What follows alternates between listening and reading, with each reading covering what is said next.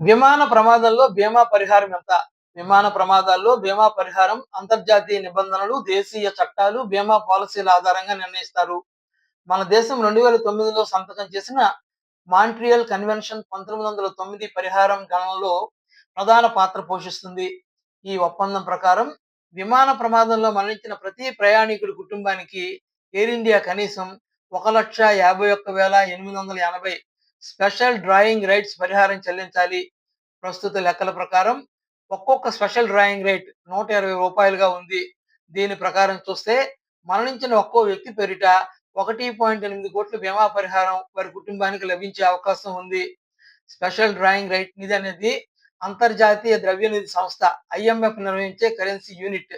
దీని విలువ dollar, euro, N వంటి కరెన్సీల్లో ఆధారంగా మారిపోతూ ఉంటుంది. విమాన ప్రమాదంలో మరణించిన ఒక్కొక్క బాధిత కుటుంబానికి టాటా గ్రూపు ₹1,00,00,000 పరిహారం ఇప్పటికే ప్రకటించింది.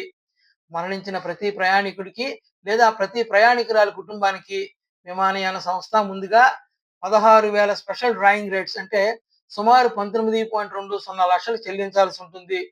విచారణ ప్రక్రియతో దీనికి ఎటువంటి సంబంధము లేదు. ఇది బాధిత కుటుంబానికి తక్షణ అవసరాలు తీర్చేందుకు అంటే అంత్యక్రియల నిర్వహణ, ఇతర ఖర్చులకు ఉపయోగపడుతుంది.